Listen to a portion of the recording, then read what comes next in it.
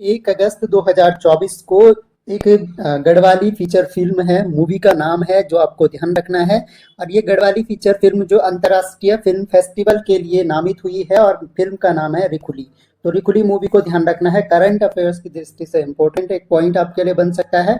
और एक बुक चर्चा में है, वो 17 दिन यानी वे 17 दिन ये बुक लिखी गई है। और ये बुक जो है ये फेमस बुक है, और इसलिए क्योंकि ये बुक जो है राजीव रंजन सिंह द्वारा लिखी गई है। इसके राइटर राजीव रंजन सिंह हो गए, आप नोट डाउन कर सकते हैं, राजीव रंजन सिंह द्वारा ये बुक लिखी गई है। और ये उन 17 दिनों की बात कर रहे हैं, वे 17 दिन जो सिलक्यारा सुरंग में फंस गए थे जो मजदूर, उनको बाहर निकालते निकालते 17 दिन का टाइम लग गया था। तो उन 17 दिनों पर राजीव रंजन जी ने एक बुक लिखी है जिसका नाम है वे 17 दिन। तो ये ध्यान रखनी है, वो 17 दिन पूछा जा सकता है, वो 17 दिन बुक किसने लिखी है, किस पर बेस्ड है। तो इस तरह का एक करंट अफेयर्स का क्वेश्चन यहाँ से बन सकता है। इसके अलावा लेफ्टिनेंट जनरल विकास लखेड़ा का नाम ध्यान रखना है। ये टिहरी गढ़वाल के रहने वाले हैं, लेफ्टिनेंट जनरल विकास लखेड़ा। ये अभी असम राइफल्स के नए महानिदेशक नियुक्त हुए हैं। चलिए, तो स्टडी लवर्स फैमिली में आपका स्वागत है। करंट अफेयर्स का ये सेशन रहने वाला है जिसमें हम थ्योरी सेक्शन पहले डिस्कस करेंगे, कंप्लीट थ्योरी सेक्शन। यहाँ पर उत्तराखंड का घटनाक्रम समझेंगे अगस्त और सितंबर से रिलेटेड। और उसके बाद जो है हम 50 एमसीक्यूज का प्रैक्टिस टेस्ट भी लगाएंगे जो आपको अटेम्प्ट करना होगा। उसमें उत्तराखंड, नेशनल, इंटरनेशनल सभी तरह के जो करंट अफेयर्स के टॉप 50 एमसीक्यूज हैं इन 2 मंथ के, वो पूछे जाएंगे। तो आपको टकटकी लगाकर वीडियो को देखना है ताकि आप लास्ट में क्वेश्चन के आंसर भी कर पाओ। तो सबसे पहले उत्तराखंड घटनाक्रम शुरू करते हैं। तो उत्तराखंड विधानसभा में एक अनुपूरक बजट पेश किया गया है। अनुपूरक बजट का मतलब होता है सप्लीमेंट्री ये बजट है, यानी जो मेन बजट तो पेश हो गया है, उस पर काम चल रहा है, यानी वो बजट तो आ गया है सामने। लेकिन इसके बाद अगर गवर्नमेंट को लगता है कि कुछ ऐसी योजनाएं हैं जहां पर और काम होना चाहिए, तो उसके लिए अनुपूरक बजट पेश किया जाता है।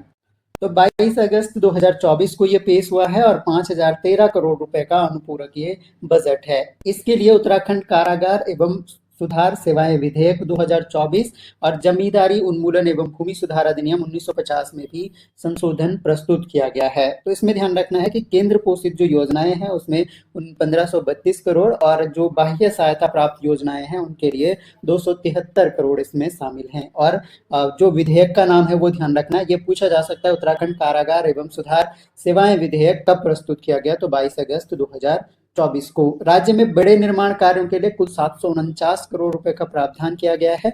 और टिहरी झील विकास के लिए 50 करोड़ रुपए, गौ सदन निर्माण के लिए 32 करोड़ रुपए, नर्सिंग कॉलेजों के लिए 25 करोड़, डिग्री कॉलेजों के लिए 14 करोड़ रुपए इसमें रखे गए हैं। इसके अलावा इसमें आपका जमींदारी उन्मूलन और भूमि सुधार अधिनियम इम्पोर्टेंट है। इसमें जो है ये किस लिए था कि ये भारत में जमींदारी प्रथा को समाप्त करने वाला पहला और महत्वपूर्ण कानून था, जमींदारी उन्मूलन एवं भूमि सुधार अधिनियम। इसके अलावा इस सुधार का मुख्य लक्ष्य जमींदारों, जागीरदारों और जो इनामदार होते थे या बिचौलिए सीधे सीधे कह सकते हैं, उनको हटाना जो कि काश्तकारों का शोषण कर रहे होते थे।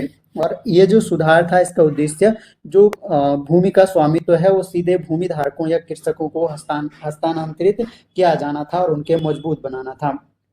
इसके अलावा अगर आप भी यूकेपीएससी लेक्चरर की तैयारी कर रहे हैं तो आपके लिए कोर्स अवेलेबल है। स्क्रीनिंग का मेंबरशिप आपको केवल 59 रुपीज़ में लेना है। 89 रुपीज़ में आपको राजनीति विज्ञान का कंप्लीट कोर्स प्लस स्क्रीनिंग का पूरा कोर्स मिल जाता है आपको। इस वीडियो के नीचे आप जाओगे, सब्सक्राइब बटन के साथ आगे आपको ज्वाइन बटन मिलेगा, ज्वाइन बटन क्लिक करना है, आप अपना ईमेल आईडी पासवर्ड डालोगे और उसके बाद आपको यूपीआई से पे करने का ऑप्शन मिल जाएगा, या अलग अलग किसी भी तरीके से आप पे कर सकते हैं। तो आप अवेल कर सकते हैं। ऐसे लोग खासकर अगर आपको नीड है इसकी, आप महंगी कोचिंग अफोर्ड नहीं कर पाते हैं, तो ये आप लोगों के लिए हमारा प्रयास है, तो आप लोग जुड़ सकते हैं। अगली जो खबर है वो एनसीजीजी की है, national council for good governance, यानी जो सुशासन की बात की जा रही है। तो 19 अगस्त 2024 को मसूरी में राष्ट्रीय अनुशासन केंद्र जो श्रीलंका के मध्य करियर लोक सेवकों के लिए 5वां क्षमता निर्माण कार्यक्रम शुरू किया गया। तो एनसीजीजी यानी national council for good governance और श्रीलंका के जो मध्य करियर लोक सेवक हैं उनके बीच में क्षमता निर्माण का 5वां कार्यक्रम शुरू किया गया। तो ये ध्यान रखना है आपके लिए। यहाँ से पहला क्वेश्चन ये है, क्योंकि गुड गवर्नेंस की बात आ रही है, सुशासन दिवस एक मनाया जाता है, सुशासन दिवस, राष्ट्रीय सुशासन दिवस। तो आपको ये बताना है कि किस दिन मनाया जाता है और किसकी याद में या किस खुशी में मनाया जाता है। तो ये आपके लिए आज का पहला क्वेश्चन हो गया। तो ये जो कार्यक्रम है 19 अगस्त से 30 अगस्त तक आयोजित किया गया और इसमें जो है श्रीलंका के 39 करियर लोक सेवक भाग ले रहे हैं और ये प्रशिक्षण जो है ये प्रतिभागियों नागरिकों के लाभ के लिए सुशासन मॉडल अपनाने और लागू करने के लिए बहुमूल्य अंतर्दृष्टि प्रदान करता है। तो ये कुछ बातें यहाँ से आपको ध्यान रखनी है और कार्यक्रम में जो है अलग अलग चीज़ों पे सत्र आयोजित किए जाएंगे, जैसे आपका हो गया क्या कहते हैं आपका, जैसे डिजिटल इंडिया हो गया, राइट टू इंफॉर्मेशन हो गया, आरटीआई हो गया, इस तरह के जो सत्र हैं, ईज ऑफ लिविंग हो गया, स्वामित्व योजना हो गया, या आकांक्षी जिला कार्यक्रम जो है 2030 तक जो एसडीजी प्राप्त करने के लक्ष्य हैं, तो इन सब मुद्दों पर यहाँ पर सत्र आयोजित किए जाने हैं। तो ये ध्यान रखने वाली बात है। और अगर राष्ट्रीय सुशासन केंद्र की बात करें तो इसकी स्थापना 2014 में हो गई थी। ये फैक्ट आपको ध्यान रखना है कि राष्ट्रीय सुशासन केंद्र की स्थापना जो है 2014 में की गई और इसका कार्य भारत और अन्य देश के जो भी लोक सेवक हैं उनको प्रशिक्षित करना इसका कार्य है। तो ये आपको ध्यान रखने हैं कुछ पॉइंट्स। उत्तराखंड के मुख्यमंत्री ने 30 करोड़ रुपए की योजनाओं का शुभारंभ किया है 18 अगस्त 2024 को। तो इसमें 30 करोड़ रुपए की और 26 परियोजनाओं का उद्घाटन मुख्यमंत्री पुष्कर सिंह धामी जी के द्वारा किया गया है। इसमें जो महत्वपूर्ण योजनाएं हैं वो आपको ध्यान रखनी है। जैसे पहली है महिलाओं का सशक्तिकरण। इन योजनाओं में अब ये योजनाओं का ग्रुप है, ग्रुप ऑफ स्कीम्स है। ये केवल महिलाओं का सशक्तिकरण एक योजना नहीं है, बल्कि इसमें कई सारी योजनाएं हैं जो महिला सशक्तिकरण पर बल देती हैं। तो महिला से संबंधित मुद्दे जिसमें उनके आर्थिक उत्थान, सुरक्षा, ऐसे क्षेत्रों की जिसमें बात की गई है। दूसरा है बुनियादी ढांचा और कल्याण परियोजनाएं। इसके अंतर्गत जो परियोजनाएं आएंगी वो विकास और कल्याणकारी कार्यक्रमों से संबंधित योजनाएं इसमें शामिल होगी। और अगला जो है बाढ़ से बचाव के उपाय भी इसमें देखे जाएंगे कि योजनाओं का जो एक भाग है वो जहां पर बाढ़ प्रभावित क्षेत्र है तो उनसे आपदाओं से बचने के लिए, या जो प्रभावित हो जाते हैं लोग उनको वहां से स्थानांतरित करने के लिए, या उनको एक तरह से दूसरी जगह शिफ्ट करने के लिए, तो इस पर काम किया जाएगा। स्थानीय महिलाओं को पहचान देने संबंधित ये पांचों तो आपको ध्यान रखने हैं, ये ग्रुप ऑफ स्कीम्स हैं। स्थानीय महिलाओं को पहचान देने के लिए इसके तहत जो है जो बेहतर कार्य करने वाली महिलाएं हैं उनको सम्मानित किया जाना इसके तहत शामिल है। जैसे आपका जैसे अर्पण कला से रिलेटेड जो महिलाएं हैं या इस तरह के क्षेत्रों में कुछ उत्कृष्ट कार्य कर रही हैं तो उनको एक तरह से हस्त निर्मित जो सामग्रियां हैं उनसे रिलेटेड, तो उनको एक तरह से अवार्ड रिवॉर्ड देना या उनका नाम आगे लाना। सार्वजनिक अवसंरचना के लिए नए नाम, तो जो सार्वजनिक यानी सोशल जो स्ट्रक्चर है, तो इसके तहत जो चंपावत में एक स्टेडियम बन रहा है, चंपावत का ध्यान रखिएगा, ये क्वेश्चन आपको पूछ सकते हैं करंट अफेयर्स में। चंपावत में एक स्टेडियम बन रहा है जिसका नाम है स्वर्गीय कैलाश गहतोड़ी के नाम पर रखने की घोषणा इसमें शामिल है। तो इसमें क्या है कि जो लोकल स्ट्रक्चर है उसके तहत जो ऐसे नाम दिए जा रहे हैं जो हमारे लोकल हीरोज हुए हैं या अनसंग हीरो हैं जिनका बहुत नाम नहीं लिया जाता है। तो ऐसे लोगों का नाम जो सार्वजनिक अवसंरचना है, सोशल जो स्ट्रक्चर है या इंफ्रास्ट्रक्चर है, उसमें ऐसे लोकल लोगों के नाम प्रमोट करे जाएंगे। और कार्बेट टाइगर रिजर्व में एक जागरूकता अभियान चलाया गया है, इसके बारे में हम थोड़ा सा जान लेते हैं। ये 12 अगस्त 2024 को और 12 अगस्त को पूरी दुनिया में जो है विश्व हाथी दिवस मनाया जाता है। तो इसके लिए जो है जागरूकता अभियान चलाया गया कार्बेट टाइगर रिजर्व में। और कार्बेट नेशनल पार्क की विशेषता ये है कि 2010 में केवल 979 हाथी थे, 2015 में 1035 इनकी संख्या हो गई और 2020 में 20 की गणना में जो कार्बेट पार्क है इसमें हाथियों की संख्या 1220 से ज़्यादा हो गई है। तो ये इम्पोर्टेंट बात है, ये आपको थोड़ा सा ध्यान रखना होगा। और इसके अलावा अगर बात की जाए तो अगर विश्व हाथी दिवस की बात की जाए तो ये 2000 और 2012 से 2012 ईयर ध्यान रखिएगा, 2012 से हर साल जो है विश्व हाथी दिवस मनाया जाता है। और इस मुहिम में जो है जो कार्बेट नेशनल पार्क है वो बेहतर तरीके से काम कर रहा है। आइए थोड़ा स्टैटिक जीके में कार्बेट टाइगर रिजर्व को हम डिस्कस कर लेते हैं। तो 1973 में कार्बेट नेशनल पार्क को इंडिया का फर्स्ट टाइगर रिजर्व घोषित किया गया था और इस राष्ट्रीय उद्यान की स्थापना 1936 में लुप्त प्राय जो बंगाल टाइगर है, बंगाली बाघ है, उनकी रक्षा के लिए शुरू में इसका नाम जो है हेली नेशनल पार्क था और इसका नाम जिम कॉर्बेट के नाम पर फिर जिम कॉर्बेट नेशनल पार्क रखा गया, जिन्होंने इसके एस्टेब्लिशमेंट को लेकर महत्वपूर्ण भूमिका निभाई थी। कार्बेट राष्ट्रीय उद्यान कोर एरिया है इसका। और इसके अलावा जबकि बफर जोन की अगर बात की जाए तो आरक्षित वन और सोना नदी वाइल्ड लाइफ सेंचुरी इसके बफर जोन में आ जाते हैं। रिजर्व का पूरा क्षेत्र जो है वो पर्वतीय है और शिवालिक तथा बाह्य हिमालय भूगर्भीय क्षेत्रों में आता है।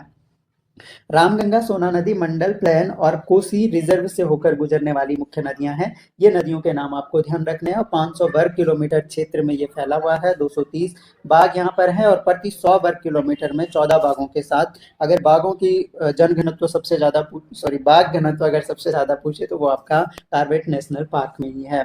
यहाँ सघन नम पर्णपाती वन पाए जाते हैं और भारतीय वनस्पति सर्वेक्षण के अनुसार कार्बेट में वृक्ष, झाड़ियां, फन, घास, जड़ी बूटियां, बांस आदि की 600 प्रजातियां मिलती हैं और सबसे ज्यादा वृक्ष जो हैं साल, खैर और शीशम के यहाँ पर पाए जाते हैं। बाघों के अलावा कार्बेट में तेंदुए भी हैं और अन्य स्तनधारी जीव जैसे जंगली बिल्लियां, बार्किंग डियर यानी भौंकने वाला हिरन जिसको कहते हैं, चित्तीदार हिरण, सांबर हिरण, ये भी यहाँ पर पाए जाते हैं। चलिए कुछ बातें कर लेते हैं हम विश्व हाथी दिवस की। इस बार का जो है तो 12 अगस्त को विश्व हाथी दिवस मनाया गया। अफ्रीकी हाथियों की स्थिति के संबंध में जागरूकता लाने के लिए इसको मनाया गया।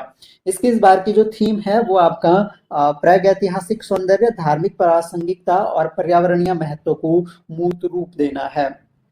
पर्सनिफाइंग prehistoric beauty, theological relevance and environmental importance, यानी प्रागैतिहासिक सौंदर्य, धार्मिक प्रासंगिकता और पर्यावरणीय महत्व को मूर्त रूप देना इसका इस बार का थीम्स काफी इंपॉर्टेंट होती हैं, परीक्षाओं में पूछ ली जाती हैं। और 2017 की जनगणना के अनुसार 27,312 हाथियों और 138 पहचान किए गए हाथी गलियारों के साथ भारत दुनिया के लगभग 60%, एशियाई हाथी की आबादी जो है 60% भारत में है, तो ये आपको ध्यान रखना है। बाकी हाथियों के बारे में आप जानते हैं कि हाथी एकमात्र ऐसा जीव है जिसमें गर्भधारण क्षमता लगभग 22 माह होती है, जो कि किसी भी स्थलीय जीव की अगर तुलना की जाए तो सबसे ज्यादा हाथी की गर्भधारण क्षमता होती है। इसके IUCN, international union of conservation and nature and natural resources, IUCN का फुल फॉर्म आपको ध्यान रखना है और इसकी रेड लिस्ट में इसको लुप्त प्राय जीव घोषित किया गया है। तो हाथी कैसा जीव है? लुप्त प्राय।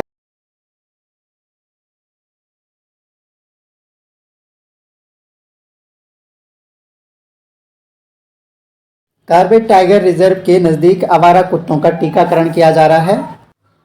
तो 12 अगस्त 2024 को ही कार्बेट टाइगर रिजर्व की सीमाओं में 2 किलोमीटर के अंतर्गत गांव के जो भी आवारा कुत्ते आएंगे उनका टीकाकरण किया जाएगा। और ये एक वायरस है, कैनाइन डिस्टेम्पर वायरस, CDV इसका नाम है। इस वायरस से बचने के लिए इसका टीकाकरण किया जा रहा है और खासकर जो कार्बेट टाइगर रिजर्व के टाइगर हैं उनको बचाने के लिए इसका प्रयोग किया जा रहा है। ये वायरस जो है ये कुत्तों में श्वसन जठरांत्र और केंद्रीय तंत्रिका तंत्र तथा आंखों की बीमारी के संक्रमण का कारण बनता है। और ये टीकाकरण जो है वन्य जीवों के बेहतर स्वास्थ्य के लिए केंद्र सरकार द्वारा पायलट प्रोजेक्ट के तहत किया जा रहा है। पूछा जा सकता है कि ये टीकाकरण किसके तहत? तो पायलट प्रोजेक्ट के तहत किसके अंडर में? केंद्र सरकार द्वारा ये वित्त पोषित है, तो ये आपको यहाँ से ध्यान रखना है।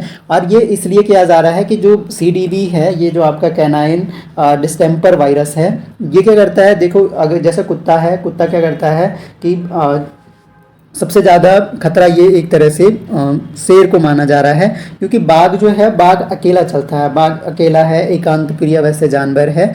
लेकिन जो आपका टाइगर है, यानी जो आपका शेर है, लायन है, शेरों के लिए ये ज़्यादा खतरनाक है, क्योंकि शेर जो है वो ग्रुप्स में यात्रा करते हैं। समस्या क्या है? समस्या ये है मेनली कि जैसे शेर हैं या फिर बाघ हैं, वो अपना जो शिकार करते हैं तो वो शिकार को वो आधा खाकर या थोड़ा बहुत खाकर वो छोड़ देते हैं वैसे ही। फिर क्या होता है? कुत्ता वहाँ पर जाता है, कुत्ता उसको खाता है और इससे क्या होता है? वो CDV वायरस जो है इससे फैल जाता है। अब अगर ये यहाँ पर शेरों का झुंड आ गया तो उनको एक साथ बड़े झुंड को फैलने की संभावनाएं हैं, इसलिए कहा जा रहा है कि बाघों की तुलना में शेरों के लिए ये ज़्यादा खतरनाक होगा, क्योंकि ये ग्रुप्स में यात्रा करते हैं। और बाघ क्योंकि एकांत प्रिय जानवर होता है, आप सभी जानते ही हैं, तो उसके लिए वो उतना ज़्यादा खतरनाक नहीं हो सकता है। तो ये आपको यहाँ से ध्यान रखना है। तो कैनाइन जो डिस्टेम्पर वायरस है, ये खासकर मुख्य रूप से तो ये कुत्तों की बीमारी है, कुत्तों से ज़्यादा फैलता है। और दूसरा, जो भी जंगली मांसाहारी जंतु होंगे, तो जंगली मांसाहारी जंतुओं में जैसे आपका भेड़िया आ गया, लोमड़ी आ गया, लाल पांडा, फेरेट्स, लकड़बग्गे, बाघ और शेरों में भी इस तरह की बीमारियों का संक्रमण देखा जा सकता है। तो ये आपको ध्यान रखना है, इंपॉर्टेंट पॉइंट है, वाइल्ड लाइफ से रिलेटेड है, इसलिए क्वेश्चन बन सकता है। राज्य शक्ति तीलू रौतेली पुरस्कार की हम बात कर लेते हैं तो ये जो है 8 अगस्त 2024 को दिया गया। 13 उत्कृष्ट महिलाओं को अलग अलग क्षेत्र में दिया गया है। सबसे पहले खेलों की बात कर लेते हैं तो 4 पुरस्कार केवल खेलों में दिए गए हैं। इसमें आपका जो पैरा तैराक और एथलीट हैं प्रीति गोस्वामी, ये अल्मोड़ा की हैं, इनको एक अवार्ड मिला है। बागेश्वर की ताइक्वांडो खिलाड़ी नेहा देवली को, और हरिद्वार की पावर लिफ्टर खिलाड़ी जो है संगीता राणा, और उधम सिंह नगर की पैरा बैडमिंटन खिलाड़ी मनदीप कौर इसमें शामिल हैं। तो पहले तो जनरल क्वेश्चन ये बन सकता है कि तीलू रौतेली, राज्य शक्ति तीलू रौतेली पुरस्कार कितनी खिलाड़ियों को दिया गया है, तो ये आपका 4 खिलाड़ी हो जाएंगे। बाकी अन्य क्षेत्रों की बात की जाए तो लोक गायन में पद्मश्री प्राप्त हैं ये माधुरी बर्थवाल, हिंदी साहित्य को बढ़ावा देने के लिए सोनिया आर्य, और जून में जंगली जानवर से अपनी सांस की रक्षा करने के लिए विनीता देवी, और हस्तशिल्प और हथकरघा को आगे बढ़ाने के लिए चमोली की नर्मदा रावत, और इसी के साथ में नैनीताल की सुधा पाल जो हैं विज्ञान में योगदान के लिए इनको इसमें शामिल किया गया है। तो ये आपको यहाँ से ध्यान रखना है। और अगर तीलू रौतेली पुरस्कार की बात की जाए तो ये जो है तीलू रौतेली की जयंती पर 2006 से दिया जा रहा है। ये ईयर आपको ध्यान रखना है, 2006 से ये प्रत्येक वर्ष दिया जाता है। और इसके तहत जो है कुल मिलाकर 31,000 रुपये जो है इसमें 31 के तो कैश प्राइज इसमें दिया जाता है, और साथ में प्रशस्ति पत्र भी दिया जाता है। तो कभी इसकी प्राइज मनी भी पूछ ली जाती है, तो ये भी आपको ध्यान रखना है। और इन व्यक्तियों के नाम जिनको ये अवार्ड मिले हैं, इनके नाम आपको यहाँ से ध्यान रखने होंगे। चलिए आगे बढ़ते हैं। निराश्रित गोवंशीय पशुओं को गोद लेने के लिए एक स्कीम लॉन्च की गई है। इसके तहत जो है मानदेय दिया जाएगा। तो 3 अगस्त 2024 को एक जानकारी के अकॉर्डिंग निराश्रित गोवंशीय पशुओं को गोद लेने वाले राज्यवासियों को एक निश्चित मानदेय देने की योजना बनाई जा रही है। और अधिकारियों के अनुसार प्रति पशु 80 रुपये, और अधिकतम इसको 100 रुपये तक बढ़ाया जा सकता है। और यदि पशु अत्यधिक बीमार हो तो उसे अतिरिक्त देखभाल की आवश्यकता हो तब ये 100 रुपये तक बढ़ाया जा सकता है। तो 80 रुपये या 100 रुपये उसको गोद लेने पर दिया जाएगा मानदेय। और ये उत्तराखंड पशु कल्याण board, Uttarakhand animal wildlife जो बोर्ड है, उसके द्वारा उपलब्ध कराए गए आंकड़ों के अनुसार राज्य में कुल 60 पंजीकृत गोवंश आश्रय स्थल हैं, जिनमें वर्तमान में 14,000 गोवंश हैं। तो 14,000 गोवंश जो हैं अभी उनमें एक तरह से रह रहे हैं। और दूसरी अगर बात की जाए, एक ध्यान देने योग्य यह भी बात है कि अगर गोवंशीय पशु की बात की जाए तो गोवंश किसे कहेंगे हम, तो गोवंशीय पशु वो होते हैं जिनके मतलब फटे खुर वाला जिनको कहते हैं, या जुगाली करने वाले जिनके खुर होते हैं फटे टाइप के 2 वे, जैसे आप बकरी के खुर देखे होंगे, गाय के खुर देखे होंगे, तो ये सब गोवंशीय हैं। बकरी, गाय, भैंस और हिरन, भेड़, तो ये सब क्या हैं, गोवंशीय पशुओं के अंतर्गत आते हैं। तो थोड़ा सा ये बात भी समझने वाली है। इसके अलावा एक और न्यूज़ जो है वो दुर्लभ आर्किड प्रजाति की खोज से रिलेटेड है। 2 अगस्त 2024 को उत्तराखंड वन विभाग ने 2 अनुसंधान सहयोगियों ने पिथौरागढ़ जिले के मुनस्यारी तहसील में गिनी बैंड में दुर्लभ आर्किड प्रजाति कैलेंथे डेविडो, कौन सी प्रजाति उत्तराखंड में पाई गई हाल ही में, तो कैलेंथो डेविडो इसका नाम है, और ये पिथौरागढ़ में पाई गई है। 244 प्रजातियां हैं ऑर्किड की भारत में कुल, जिसमें से उत्तराखंड में 120 प्रजातियां पाई जाती हैं, और कुछ जो है अत्यंत दुर्लभ है। और जो कैलेंथे डेविडी है ये भी अत्यंत दुर्लभ प्रजाति है, और ये गुच्छों में उगता है। 40 से 90 सेंटीमीटर तक इसकी ऊंचाई होती है। ये थोड़ी सी बात ध्यान रखनी है। बाकी उत्तराखंड के अलावा ये हिमाचल प्रदेश, जम्मू कश्मीर, इन जगहों पर भी ये शामिल है। और सबसे पहले जो इसकी खोज है वो वेस्टर्न हिमालय में की गई थी। उत्तराखंड में पहली बार 1898 में मसूरी में और वर्ष 2002 में चंपावत में ये पाया गया था। और मौसमी बकरी चराने की गतिविधियों के कारण ये प्रजाति जो है ये खतरे में आ गई है। तो मौसमी जो बकरी चराने की प्रथा है उसके कारण ये खतरे में आ गई है। तो ये यहाँ से ध्यान रखना है। और इसके जो एक तरह से जवाब में एक तरह से जो उत्तराखंड वन अनुसंधान विंग है इसने इसकी संरक्षण के लिए चमोली जनपद में ये क्वेश्चन आपके लिए बन सकता है। तो चमोली में एक नर्सरी में पौधों की खेती करने के प्रयास शुरू किए गए हैं इस दुर्लभ आर्किड प्रजाति के। तो दुर्लभ एक नर्सरी में इनके खेती करने के प्रयास कहाँ किए गए हैं, तो चमोली जनपद में किए गए हैं। और अगली जो न्यूज़ है वो घरेलू गौरैया के अध्ययन से संबंधित है। घरेलू गौरैया का अध्ययन जो है वो बहुत इंपॉर्टेंट है। इसमें भारतीय वाइल्ड लाइफ जो इंस्टीट्यूट है इसके द्वारा अध्ययन में जो गौरैया है वो ग्रामीणों के बीच अनोखे बंधन पर जोर दिया है। और इनका कहना है कि जिस तरह से ग्रामीण जो है प्रवास करते हैं कि शीत ऋतु में अपने शीतकालीन आवास चले जाते हैं, ग्रीष्म ऋतु में ग्रीष्मकालीन आवास चले जाते हैं, तो जब भी गांव के लोग अपने शीतकालीन गाँव में से चले जाते हैं तो ये पक्षी भी वहाँ से चले जाते हैं। तो इस तरह से ये भी अपना स्थान जो है छोड़ देते हैं। तो और जब वो वापस आते हैं तो ये भी वापस उन्हीं स्थानों पर आ जाते हैं। तो ये बड़ा अनोखा संबंध का अध्ययन किया गया है आपका किसके बीच में, घरेलू गौरैया। कुछ बातें यहाँ से ध्यान रख सकते हैं। ये 3500 मीटर की ऊंचाई पर पाई जाती है घरेलू गौरैया, और इसका कम ऊंचाई वाले गांव में गौरैयाओं की तुलना में ठंडी जलवायु के अनुकूल होने के कारण शरीर के आकार में बड़ी होती है। यानी जो ज़्यादा हाइट पे होगी गौरैया उसका शरीर का आकार थोड़ा सा ज़्यादा बड़ा भी होगा। तो ये बात यहाँ से ध्यान रखने वाली है। और जैसे कि मैंने बताया ये ग्रामीण लोगों के साथ में, जैसे वो शीतकालीन गाँव से चले जाते हैं तो वो ये गौरैया भी अपनी उस आवास को छोड़ के चली जाती हैं, और वापस जब वो लोग आते हैं तो वो भी वापस उन जगहों पर आ जाते हैं। तो ये अनोखा संबंध का अध्ययन किया गया है। इसके लिए संरक्षण और जो प्रयास किए गए हैं, जागरूकता के जो प्रयास किए गए हैं, तो स्थानीय लोगों को गौरैया संरक्षण के बारे में जानकारी देना एक इसका स्टेप हो गया। कृत्रिम घोंसले वितरित किए गए थे उत्तराखंड में। कृत्रिम जो घोंसले हैं, आर्टिफिशियल नेस्ट, ये वितरित किए गए थे। पुरोला हो गया उत्तराखंड का, पुरोला जो कि उत्तरकाशी जनपद में है, रुद्रपुर, हरिद्वार, ऐसे कई जगह चिन्हित किए गए थे जहाँ पर कृत्रिम घोंसले प्रोवाइड करवाए गए थे। तो ये बातें आपको यहाँ से ध्यान रखनी है। इसके अलावा कृत्रिम घोंसले हो गए, और जो गौरैया के संरक्षण है इनके लिए जागरूकता अभियान चलाए जा रहे हैं। घरेलू गौरैया जो है इसका वानस्पतिक नाम आपका पास्चर डोमेस्टिक है। पास्चर डोमेस्टिक इसका बायोलॉजिकल नेम है। और संरक्षण की स्थिति जो है इसका मतलब IUCN के तहत, ये जो संरक्षण संघ है इसके तहत इसकी रेड लिस्ट में ये सबसे कम चिंताजनक है। तो सबसे कम चिंताजनक है, बहुत ज़्यादा चिंताजनक ये पक्षी अभी तक नहीं है। और बात ये भी ध्यान रखनी है, अभी आपने गौर किया होगा क्योंकि चर्चा में है, तो गौरैया दिवस पूछ लिया था उत्तराखंड LT के एग्ज़ाम में। आज के लिए आपका दूसरा क्वेश्चन यही है कि विश्व जो गौरैया दिवस है ये कब मनाया जाता है, ये आपको कमेंट बॉक्स में बताना है। चलिए, वितरण की अगर बात की जाए तो ये जो है दुनिया भर में विस्तृत है। केवल अंटार्कटिका, चीन और जापान को छोड़कर यह हर महाद्वीप में पाई जाती हैं। और यूरेशिया यानी यूरोप एशिया मिक्स में, और नॉर्थ अफ्रीका का ये मूल निवासी है। और बिहार और दिल्ली का राज्य पक्षी है। गौरैया किन राज्यों का राज्य पक्षी है, तो बिहार और दिल्ली का है। मानव बस्तियों के करीब रहने के लिए जाने जाते हैं, और इसलिए यह शहरों में सबसे अधिक पाए जाने वाली पक्षी प्रजातियों में से एक है। तो ये कंप्लीट डिस्कशन हुआ थ्योरी सेक्शन का। चलिए आइए अब हम टेस्ट लगाते हैं और देखते हैं आप कितने प्रश्न सही कर पाते हैं। तो पहला क्वेश्चन आपकी स्क्रीन पर है, हम थोड़ा सा क्विक चलेंगे। हाल ही में उत्तराखंड सरकार ने राज्य विधानसभा में कितने करोड़ रुपए का अनुपूरक बजट, हमने सबसे पहले न्यूज यही डिस्कस की थी। आंसर आपका 5013 करोड़ रुपए हो गया। आप रिकॉल कर पा रहे होंगे अगर आपने थ्योरी सेशन को ठीक से सुना होगा।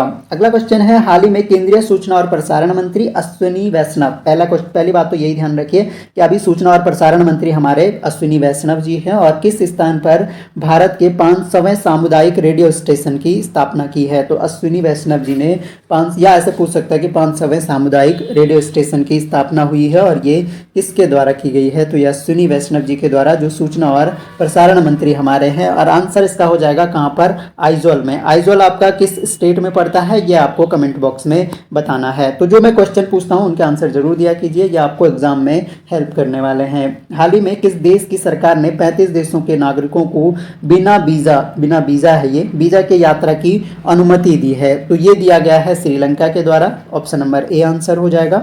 अगला क्वेश्चन है, हाल ही में भारत का पहला अनाज ATM किस राज्य में स्थापित किया गया है। पहला अनाज ATM है इसलिए ज़्यादा इंपॉर्टेंट हो जाता है। तो पहला अनाज ATM जो है ये आपका एस्टेब्लिश किया गया है हाल ही में आपका उड़ीसा स्टेट में। ऑप्शन नंबर बी आंसर हो जाएगा। हाल ही में जारी राष्ट्रीय संस्थागत रैंकिंग फ्रेमवर्क के तहत इंडिया रैंकिंग 2024 में उत्तराखंड के IIT रुड़की को देश भर के IIT रैंकिंग में कौन सा स्थान मिला है। तो ये इसको स्थान मिला है आपका 8वां स्थान मिला है। ऑप्शन नंबर सी सही उत्तर हो जाएगा। हाल ही में चर्चा में रही शेख हसीना ने किस देश के प्रधानमंत्री पद से इस्तीफा दिया है। तो अभी जो है बांग्लादेश बहुत चर्चा में रहा, शेख हसीना को इस्तीफा देना पड़ा, देश छोड़ना पड़ा। तो क्योंकि करंट में चर्चा में है तो इसलिए यहाँ से क्वेश्चन बन गया है। आंसर आपका हो जाएगा शेख हसीना जुल्फों वाली, ये जो है PM थी आपकी कहाँ की, बांग्लादेश की। तो ये आपको ध्यान रखना है।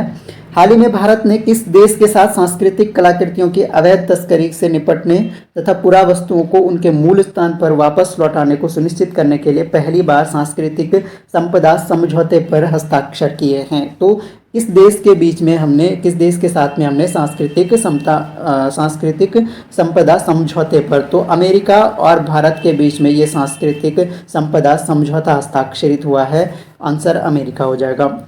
हाल ही में किस भारतीय को तिमोर लिस्ते का सर्वोच्च नागरिक पुरस्कार grand collar of the order, तो तिमोर लिस्ते एक देश है जो छोटा सा ये देश है, और इस देश का जो हाईएस्ट अवार्ड है grand collar of the order, ये हाल ही में किस भारतीय को दिया गया है। तो ये ध्यान रखना है क्योंकि अधिकतर नरेंद्र मोदी जी को मिलता है, तो यहाँ पर कंफ्यूज नहीं होना है। ये वाला अवार्ड जो है द्रौपदी मुर्मू जो भारत की प्रेसिडेंट हैं इनको मिला है।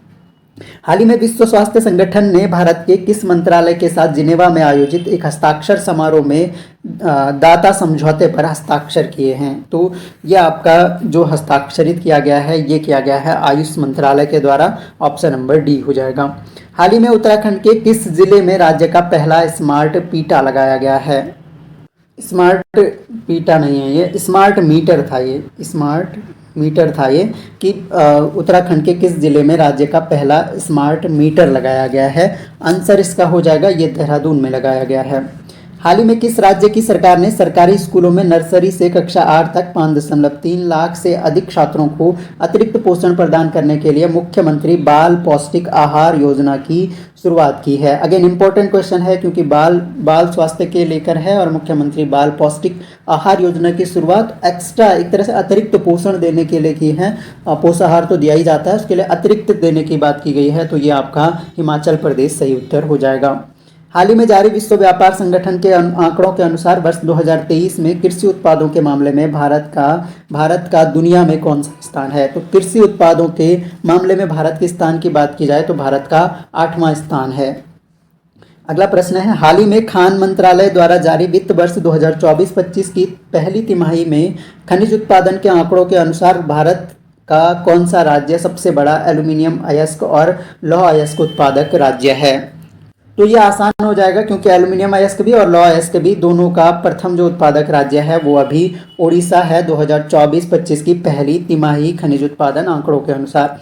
हाल ही में चर्चा में रहा गौरव क्या है। तो ये अगेन इंपॉर्टेंट क्वेश्चन हो गया आपका। गौरव काफी चर्चा में रहा और ये क्या है आपका, तो ये एक तरह का ग्लाइड बम है। ऑप्शन नंबर सी सही उत्तर हो जाएगा। हाल ही में किस राज्य ने परिवार पहचान योजना शुरू करने की घोषणा की है। तो परिवार पहचान योजना जो है यह उत्तराखंड ने शुरू करने की घोषणा की है।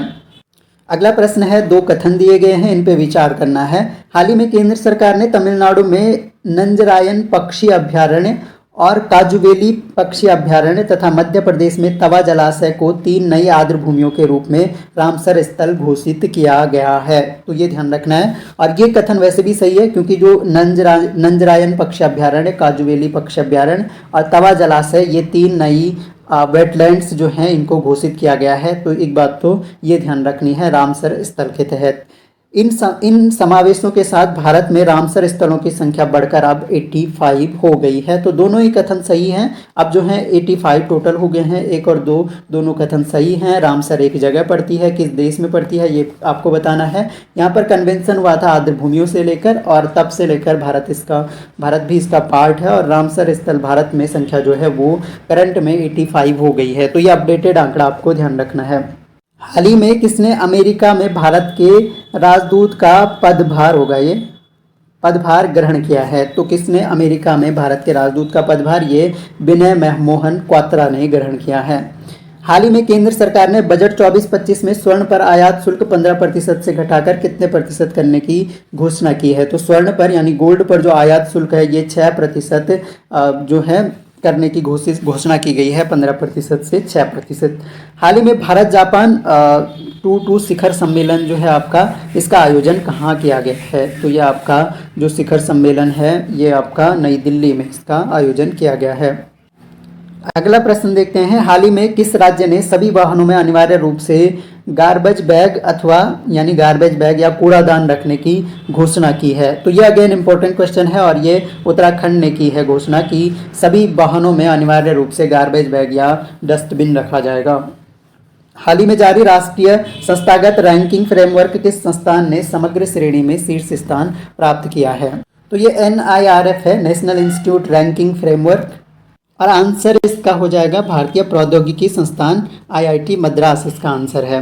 हाल ही में चर्चा में रही पुस्तक कॉल ऑफ द गिर जो पुस्तक है ये काफ़ी चर्चा में रही है, और इसके राइटर कौन है ये हमें बताना है। आंसर इसका जो है, इसके राइटर जो है परिमल नथवानी जी के द्वारा ये बुक लिखी गई है, कॉल ऑफ द गिर। हाल ही में चर्चित अभ्यास मित्र शक्ति का संबंध किससे है? देखिए, मित्र शक्ति अभ्यास जो है ये चर्चित अभ्यास है हाल ही में, और इसका संबंध जो है भारत श्रीलंका के बीच में मित्र शक्ति अभ्यास है। और आपके लिए प्रश्न है, काफ़ी बार पूछा जाता है, मैत्री जो अभ्यास है ये किस किस के बीच में होता है? देखिए, दोनों में कंफ्यूज भी नहीं होना है, और इसका आंसर अलग से आपको टाइप भी करना है। हाल ही में चर्चा में रहा सेंट मार्टिन द्वीप। देखिए, अगेन इंपॉर्टेंट क्वेश्चन है, सेंट मार्टिन द्वीप कहाँ स्थित है आपका? इसका करेक्ट आंसर हो जाएगा आपका ये बंगाल की खाड़ी में स्थित है। और दो कथन फिर से दिए गए हैं, इन पे विचार करना है कि हाल ही में उत्तराखंड सरकार ने विभिन्न क्षेत्रों में असाधारण उपलब्धियों के लिए 13 उत्कृष्ट महिलाओं को देहरादून में राज्य शक्ति तीलू रौतेली पुरस्कार, ये तो बिल्कुल सही है, हम डिस्कस कर चुके हैं अभी। और इस पुरस्कार की शुरुआत जो है वर्ष 2009 से की गई थी। इन कथनों में से कौन सा सही है या कौन से सही हैं, तो ये हमें आंसर करना है। और मैंने आप लोगों को अभी ध्यान आ रहा होगा, मैंने आपको बताया था वहाँ पर कि इन पुरस्कारों की शुरुआत 2009 में नहीं बल्कि 2006 में हुई थी। तो आंसर आपका केवल एक सही है, दूसरा वाला गलत हो गया। हाल ही में किस देश ने भारत के साथ अपने सांस्कृतिक संबंधों को मजबूत करने के लिए भगवान राम और भगवान बुद्ध की तस्वीर वाले स्मारक टिकटों का विशेष सेट जारी किया है? तो ये अगेन इंपॉर्टेंट क्वेश्चन है, भगवान राम और बुद्ध के विशेष टिकटों का सेट जारी किया गया है, और ये लाओस ने किया है, ऑप्शन नंबर सी। हाल ही में केंद्र सरकार ने किस राज्य की विधानसभा के लिए अनुसूचित जनजातियों के लिए सीटें आरक्षित करने के लिए लोकसभा में एक विधेयक पेश किया है? तो ये किया गया है आपका गोवा राज्य के लिए एक विधेयक पेश किया गया है। हाल ही में विश्व धरोहर समिति के 46वें सत्र का आयोजन कहाँ किया गया? Again very very important question है। जो वर्ल्ड हेरिटेज का वो कमिटी है, समिति है, उसके 46वें सत्र का आयोजन अभी जो हाल ही में किया गया ये आपका नई दिल्ली में किया गया। ऑप्शन नंबर सी आपका इसका सही आंसर हो जाएगा। हाल ही में जारी केंद्रीय बजट 24-25 के अनुसार सर्वाधिक राशि किस विभाग को आवंटित की गई है? तो सबसे ज़्यादा राशि जो है ये रक्षा विभाग को आवंटित की गई है। अगला है, हाल ही में चर्चा में रहा ओम पर्वत। देखिए, ओम पर्वत उत्तराखंड के किस जिले में स्थित है? तो अगेन ये वेरी वेरी इंपॉर्टेंट है, आंसर आपका हो जाएगा ये पिथौरागढ़ जनपद में स्थित है। और अभी आपने सुना होगा न्यूज़ में कि ओम पर्वत का अब जो है ओम पूरी तरह से लोकेट नहीं हो रहा है, तो इसलिए चर्चा में रहा था। हाल ही में कौन सा खिलाड़ी गोल्डन स्लैम जैसे एक विशिष्ट क्लब में शामिल हुआ है? इन खिलाड़ियों में अगर बात की जाए तो गोल्डन स्लैम जैसे विशिष्ट क्लब में आपका नोवाक जोकोविच शामिल हुए हैं। अगला प्रश्न देखते हैं, पेरिस ओलंपिक 2024 में स्वप्निल कुशाले ने किस खेल में कांस्य पदक जीता है? स्वप्निल कुशाले, याद कीजिए स्वप्निल कुशाले का नाम, कांस्य पदक इन्होंने जीता था। किस खेल से ये रिलेटेड हैं? ये आपके शूटिंग से रिलेटेड हैं। सुमित कुशाले इनका नाम, आप स्वप्निल कुशाले ध्यान रखना है। हाल ही में घोषित राष्ट्रीय फिल्म पुरस्कार 2022 में बेस्ट फीचर फिल्म का अवार्ड किसने जीता है? तो ये फिल्म आपको ध्यान आ रही होगी, ये अट्टम इस फिल्म का नाम है, ऑप्शन नंबर ए हो जाएगा। हाल ही में जारी हेनले पासपोर्ट सूचकांक 2024 में भारत किस स्थान पर है? तो भारत का स्थान इस बार हेनले पासपोर्ट इंडेक्स में आपका 84th प्लेस पे है। हाल ही में उत्तराखंड के किस स्थान पर गढ़वाल वीरता सम्मान 2024 का आयोजन किया गया? गढ़वाल वीरता सम्मान 2024 का आयोजन इस बार जो है ये किया गया था आपका कोटद्वार में, ऑप्शन नंबर बी हो जाएगा। विश्व शांति दिवस कब मनाया जाता है? तो ये सिंपल सा क्वेश्चन हो गया आपका, फैक्चुअल क्वेश्चन। आंसर आपका 6 अगस्त को विश्व शांति दिवस मनाया जाता है। हाल ही में कौन सा देश संयुक्त राष्ट्र कमान में शामिल होने वाला 18वां देश है? संयुक्त राष्ट्र कमान में शामिल होने वाला 18वां देश हमें यहाँ पर बताना है। तो ये 28वां देश जो है आपका ये जर्मनी हो जाएगा, ऑप्शन नंबर बी इसका करेक्ट आंसर हो जाएगा। चलिए अगला क्वेश्चन देखते हैं। हाल ही में प्रकाशित विश्व एलएनजी रिपोर्ट 2024 के अनुसार वर्ष 2023 में कौन सा देश भारत का दूसरा सबसे बड़ा तरलीकृत प्राकृतिक गैस आपूर्तिकर्ता देश बन गया है? तो लिक्विड नेचुरल गैस जो है आपका जो तरलीकृत जो लिक्विड नेचुरल गैस है उससे रिलेटेड ये बोला गया है कि कौन सा देश सबसे बड़ा आपूर्तिकर्ता बन गया है। तो अभी जो है वो अमेरिका बन गया है सबसे बड़ा आपूर्तिकर्ता। हाल ही में किस देश ने अपना पहला व्यापक जलवायु परिवर्तन कानून पारित किया? तो ये व्यापक जलवायु परिवर्तन कानून अभी हाल ही में पारित किया गया था दक्षिण अफ्रीका के द्वारा। हाल ही में चर्चा में रही अगस्त्य मुनि नगर पंचायत उत्तराखंड के किस जिले में स्थित है? तो अगस्त्य मुनि जो नगर पंचायत है ये किस जिले में है? तो अगस्त्य मुनि आपका रुद्रप्रयाग में हो गया। हाल ही में नागरिकता संशोधन अधिनियम 2019 के तहत किस देश के सिखों को भारत की नागरिकता प्रदान की गई है? देखिए अगेन इंपॉर्टेंट क्वेश्चन है नागरिकता से रिलेटेड और नागरिकता संशोधन अधिनियम 2019 से रिलेटेड ये क्वेश्चन है। आंसर इसका हो जाएगा आपका अफगानिस्तान, ऑप्शन नंबर डी। हाल ही में छठी भारत ऑस्ट्रेलियाई समुद्री सुरक्षा वार्ता का आयोजन कहाँ किया गया? भारत ऑस्ट्रेलिया समुद्री सुरक्षा वार्ता 6 नंबर की कैनबेरा जो है यह आपका ऑस्ट्रेलिया की कैपिटल है। अगला क्वेश्चन है हाल ही में जारी खाद्य एवं कृषि संगठन की रिपोर्ट के अनुसार वन क्षेत्र में लाभ कमाने के मामले में भारत का कौन सा स्थान है? तो वन क्षेत्र में लाभ कमाने के मामले में भारत का स्थान जो है वो तीसरा स्थान है।